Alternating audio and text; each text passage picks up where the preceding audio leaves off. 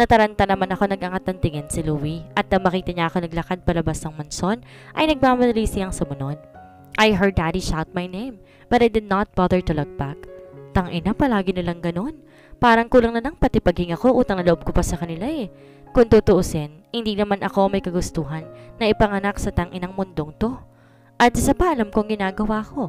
Ba't ko ipagpipilitan ng sarili ko sa negosyo kung alam kong di naman yun para sa akin? 534 pesos po, sir.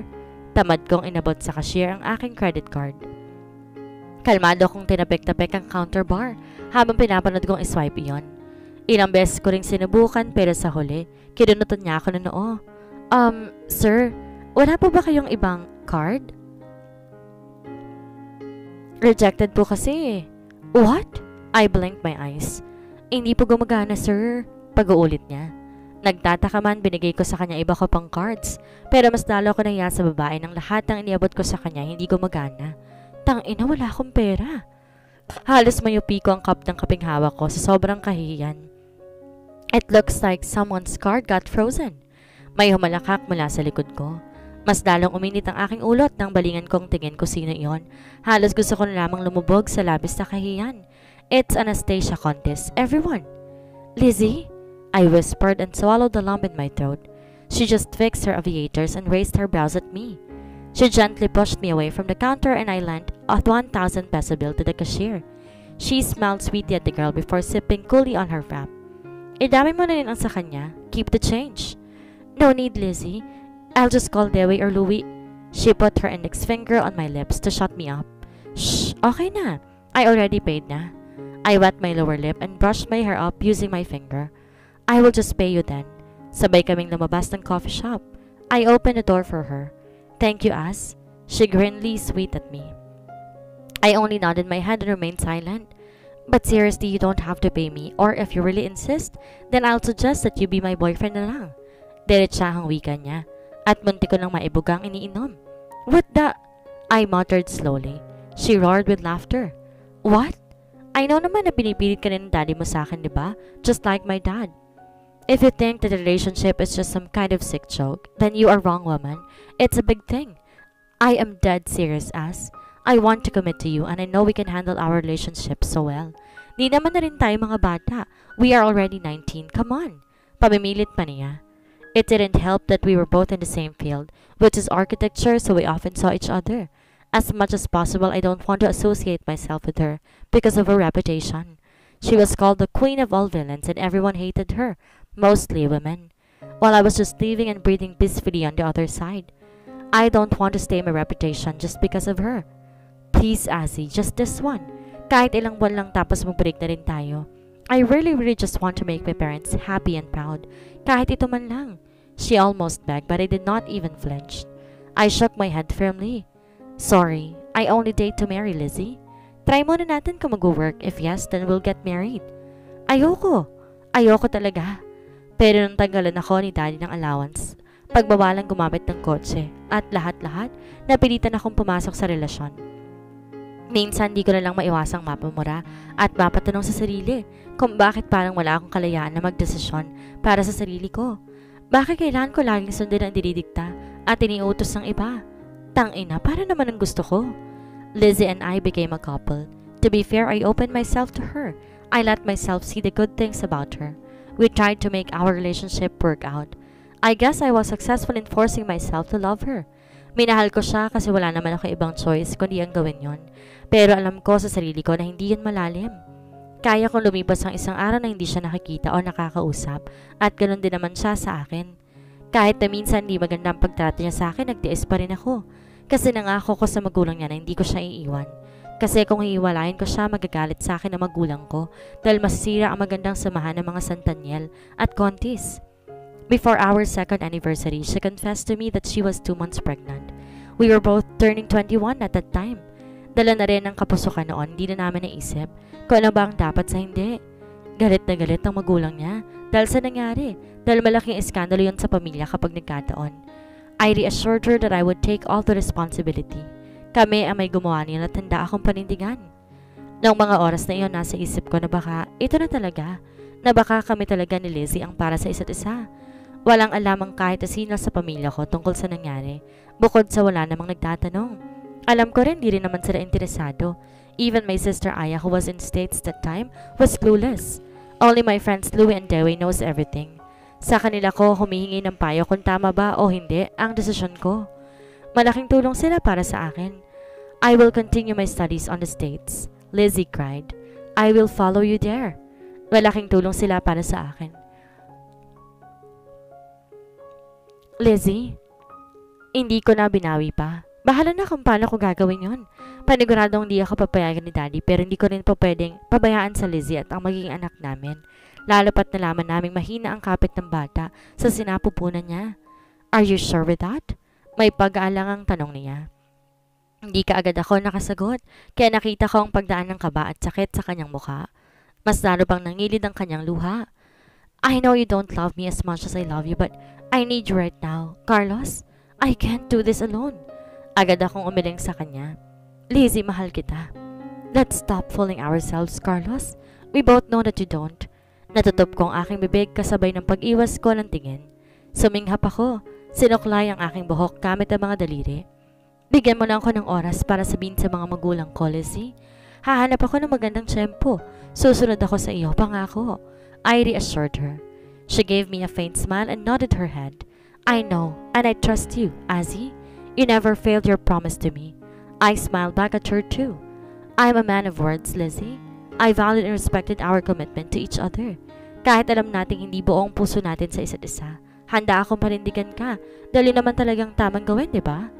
No, Carlos, hindi maaari. I clenched my fist as I watched Dad shake his head firmly at me. Dad, this is for my future. That's bullshit. Inampas niya ang lamesa. Umalingaw-ngaw ang galit niyang boses sa pagkainan. Halos mapatalo naman si Mommy sa sobrang takot. Sinasabi ko naman sa'yo noon pa lang na hindi arkitektura ang para sa'yo. Negosyo. Doon tayo sa negosyo. Tapos ngayon gusto mo pang mag-ibang bansa para lang doon ipagpatuloy ang pag-aaral mo? Nahihibang ka na bang bata ka? Nag-aaksaya ka ng panahon. Kasama ko naman po si Lizzie. I answered, getting impatient now. I am into business, Dad. Kung gusto mo po ako na lang, hayaan na po natin si Kuya. Naputo lang sinasabi ni Aya sa kabilang linya nang saman siya ng tingin ni Daddy. My sister is currently living in the States.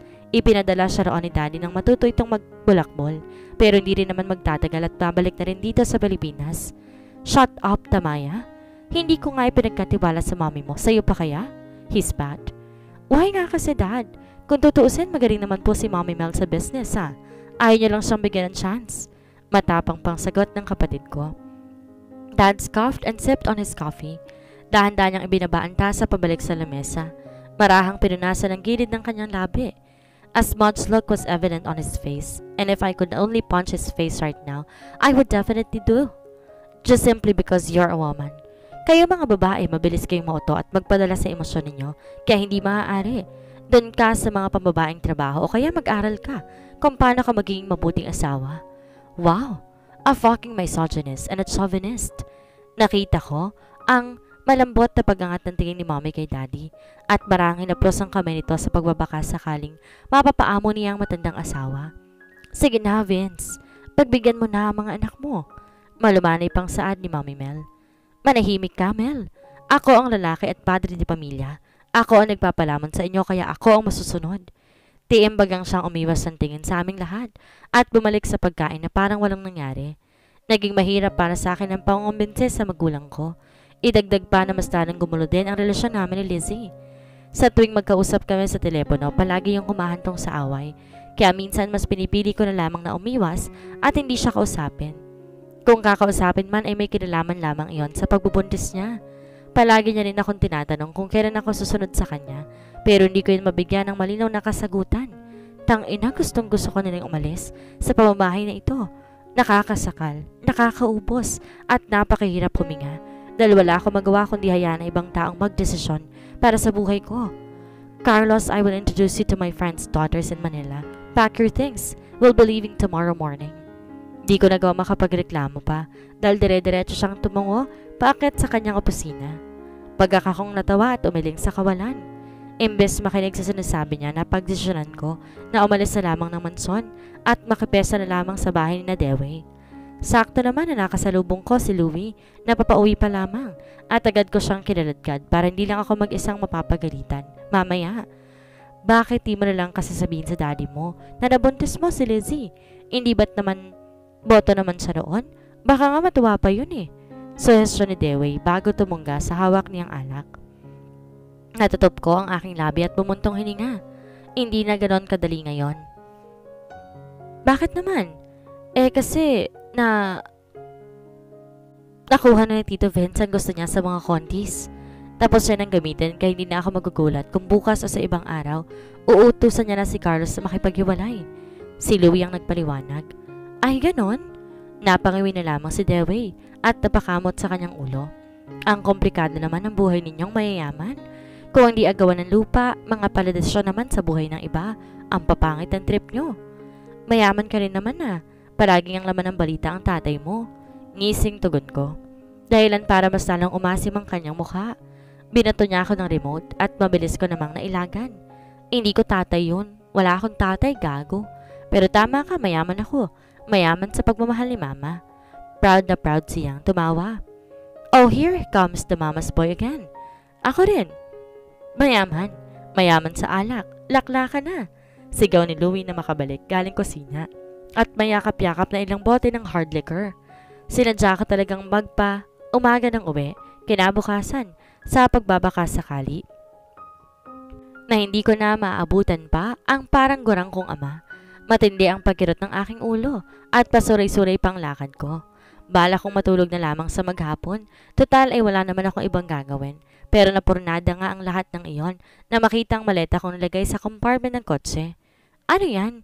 Hindi ako sasama. Sinubukan ko pang agawin. Sa kasambahay ang mga gamit ko pero mabilis silang inilayo iyon sa akin. Abat talagang... You can't escape from me, young man. Let's go. Dahil na rin sa labis sa kalasingan, ay hindi na ako nakapalagpa ng sapilitan na akong ipasok sa loob ng sasakyan. At kapag kaway naramdaman ko pa ang pag-andar nito, mura ako nang mairaw sa isip ko habang nasa biyahe dahil tang ina. Kailan ba ako magkakaroon ng kalayaan para magdesisyon para sa sarili ko? Nakakaumay na. I wanted to be nice with their daughters, Carlos. Tiborcio has been my dearest friend since then at nakakahiya naman kung magiging bastos ka sa mismong pamamahay nila. Wag mo ko ipapahiya. He warned me and just made a face. This is my son, Carlos Galen Santillan. Malawak ang iting pagpapakilala ng aking matandang ama sa dalawang magandang dalagang nasa harapan ko. Nilingon niya ako para senyosa na ialok ang aking kamay na may kasama pang panlalaki ng mata na para bang nagbabanta. Nagmana ako kay Mr. Tiborcio na abot langit din ang ngisi sa akin. Kasunod kong binilingan ng tingin ay ang panganay na anak na babae na hindi ko mawari ang ekspresyon sa mukha. Nice to finally meet you, Azzy. Matagal ka nang kinukwento sa akin ni Tito Vince. Binigyan ako ng matamis ng ngiti. Oh, hi Chantal, you're very pretty. Malambing kong sad saka sumulyap sa kanyang gilid kung nasan isang babaeng titig na titig sa akin. Pero mas maganda itong katabi mo. Gusto ko sanang idagdag pero pinigilan ko ang sarili. Dahil ayoko namang maging bastos at isa pa. Kung hindi ako nagkakamali, wala pa yata sa legal na edad itong bunso kaya pas malala. Hi, I'm Carlos. I was about to extend my hand at her when Mr. Tiborcio stopped me. Oh, Azzy, you don't have to know her. Mas mabuti pa kung dumiretso na lang tayo sa dining area. My head chef prepared the most delicious dishes that he could offer to the both of you. Aniya sa akin at tinakbayan si Daddy. But who is she? Ipakilala mo rin siya sa amin dahil nakakaya naman kung hindi na kailangan, Vince. Anak ko lamang siya sa labas. Hindi siya mahalaga. Putol niya sa sinasabi ni Daddy kaya't napatiimbagang ako. Loko pala to eh. Ngayon hindi na ako nagtataka kung paano kayo naging magkaibigan niyang gurang kong ama. Parehas na parehas ang pag-uugali. At ikaw, Arya, bumalik ka na sa kwarto mo. We don't need you here. But Dad, mamaya ka na lang kumain kapag nakaalis na ang mga bisita. Dagdag pa nito na may pinalidad sa tono bago umalis kasama ni Daddy tungo sa kusina.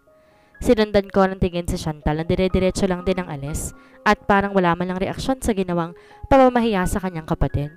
So ano, gano'n na lamang yon? Siguro kung si Ay yung ginanya ni Daddy, talagang sisiguraduhin kong maghahalo ang balat sa tinalupan. Imbes sumunod, nanatili ako sa aking kinatatayuan. Nakapamewang at naghihintay na balingan niya ng tingin. And what she did, I could feel her uneasiness towards me. Mabilis siyang umiwas ng tingin at tumikim. Ano pang ginagawa mo rito? Sumunod ka na sa kanila. My brows furrowed playfully as if I was annoyed. Inuutusan mo ba ako? Nanlaki ang kanyang mata kasabay ng malutong na pagsinghap. Inangat ang tingin sa akin bago sunod-sunod ay kinampas ang dalawang kamay. Huy, hindi yun ang ibig kong sabihin. Ang sakin lang baka nagugutom ka na dahil sa tagal ng biyahe niyo bago makarating dito. Hindi ko na napigilan ng matawa ng bahagya. Kita ko pa ang pag-awang ng kanyang labi. Bakas doon ng pagtataka, kaguluhan at pagkamangha. May nakakatawa ba sa sinabi ko? Mahina at bung-ingat niyang tanong. Kinagat ko ang paibabang labi, pero nasan luhang namumuo sa gilid ng mga mata. Tila parang bulang nawala ang kalasingan at sakit ng ulong nararamdaman ko. Marahas akong umiling at cool na ipinasok ang magkabilang kamay sa bulsa ng aking maong na pantalon. Binasa ko ang paibabang labi bago umiling sa kanya. Hindi rin naman ako kailangan doon eh. Ha? Lumakad ako tungo sa mahabang sofa at pabagsak na umupo roon. Nakabuka ang aking dalawang hita habang magkabilang braso ay isinandal sa sandalan ng upuan. Katulad mo, hindi rin ako kailangan doon. For sure, they will talk about business and business and business and it will only bore me. Halos tumalo na aking puso na makita siyang mapangiti roon. So, you're not into business too? Hindi. Office work is boring. I answered truthfully at doon na nagsimula ang magandang pag-uusap sa pagitan naming dalawa. Magaan ang loob ko kay Arya. Ibang-iba sa pakiramdam noong nakilala ko si Lizzie at ibang mga babae. Magaan ang loob ko kay Arya. Ibang-iba sa pakiramdam. Pero lilinawin ko, wala akong ibang espesyal na nararamdaman para sa kanya. Sadyang naaliw lamang ako at namamangha. Kung titingnan kasi mukha siyang mahinhin at seryosong tao, pero marami ring kalokohang itinatago. Marami kaming pagkakahalintulad, kagaya ng pareho kaming walang choice kundi ang sumunod sa mapagdesisyon naming magulang. Though ako naman hindi natatakot sumuway kapag may pagkakataon, mas mahirap lamang sa parte niya dahil hindi siya tinuturing bilang pamilya dahil anak lamang daw siya sa labas. Kaya wala siya ibang pagpipilian talaga kung hindi ang sumunod. At habang nakikilala ko nga siya, ay hindi ko maiwasang mamiss ang kapatid ko na nasa ibang bansa. Arya. She could pass as my younger sister, but I know, and it's obvious that she was feeling differently towards me. Hindi ko na lamang yun pinansin, dahil bata pa siya at paniguradong magbabago pa ang nararamdaman niya. I'm aware of how fucked up and harsh the world is on Arya. Even her own family wanted to get off her, so I made a promise to her that I would protect her the way I protected my sister, Aya. I was silently praying for that the world had become gentler for her, because she did not deserve all the hate from the people surrounding her. For our whole stay in Manila, si Arya ang palagi kong kasama at kausap. Inahayaan naman ako ni Daddy. Dalabalan na rin siya sa sarili niya. Nalakad kasama na dito Tiborcio. Hindi ko rin nakakalimutan na kamustahin at tawagan si Lizzie. Pero palagi lamang iyon. Nauuwi sa away dahil kinukulit niya ako kung kailan ko balak sumunod sa kanya doon sa States. I always reassured her na gagawin ko ng paraan para mapuntahan ko siya. Kung kinakailangan kong tumakas, gagawin ko. Lagi ko nga rin ipinapaalala na huwag siyang masyadong ma-stress dahil hindi yun makakatulong sa pagpupuntis niya. I could not rest them. After knowing that 2 children were inside her womb, she knew about Arya too, and as expected, she was raging in anger. Kung ano-anong pag-aakusa ang sinabi niya sa akin. For Pete's sake, Arya was just 17. Ngunit na magka-problema ang plantasyon, kailangan naming bumalik ng probinsya. Idagdag pa na biglang nagkaroon din ng hindi pagkakaunawaan sa pagitan namin ni Daddy at Tito Tiborcio. Kitang-kita ko kung paanong dumaan ang lungkot sa mukha ni Arya noong umalis kami. Nangako ko sa kanya na wala namang magbabago at patuloy pa rin ang komunikasyon naming dalawa.